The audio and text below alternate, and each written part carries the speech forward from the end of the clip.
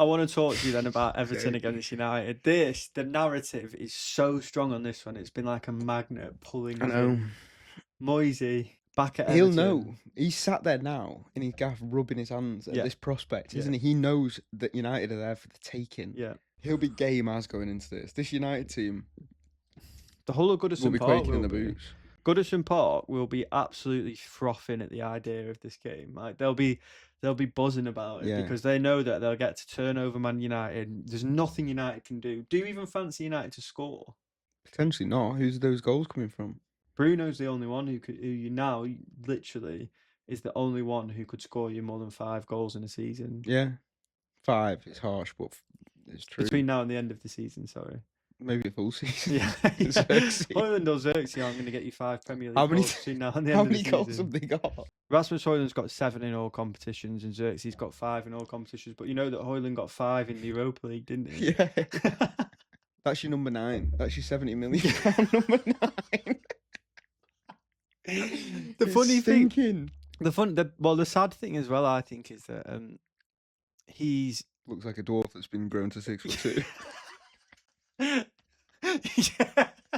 Yeah. Every time I think about Højlund, I just think about those lads sat in the Atalanta room all pissing themselves. Going, send 70 million back. Joking. I know, and it's come through the email. They've gone and done it. DocuSign, signed. The sad thing is, as well, is that you're stuck with him now. You'll never get rid of. Like, he'll see out his contract. There's no doubt about it. You won't be able to sell him to anyone. Yeah, unless... but we've had this conversation on text. It's not Højlund's fault. Like, I think part of it is. No, there's a bit of both. Don't get me wrong, but a vast majority, mate. He received like 25 passes in his first 10 games. I know, yeah. And he's a striker that runs him. He's not someone that drops back and links up play or connects up passes and 1-2s. He's running in behind, and there's no one playing the ball. But is that not? Who's going to score? Is that not? Well, how's he going to score? Again, it is a fundamental problem with recruitment because you're Man United. Yeah. Like, you can't a striker who runs in behind like that.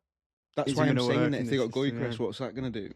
Yeah, he'd turn to shit because he wouldn't be getting any passes, and he's running in. Is there any player in the world you could sign though that wouldn't turn to shit? I think genuinely it would start with like wing backs, where you don't have to. You're not relying on someone else to have a good game for a start.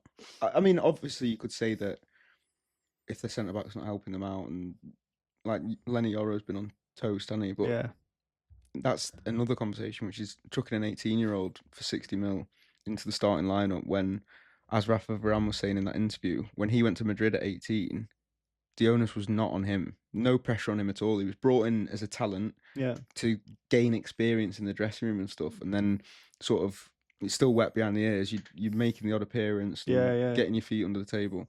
We've literally signed him for 60 mil, and he probably got there on the first day and been like, right.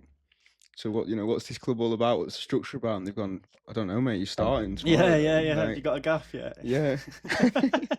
No time for that anyway. It's just depressing as fuck, man. Like, we talk about Man United so much, but it's because it's absolutely. It's like a social experiment. That's why. Yeah.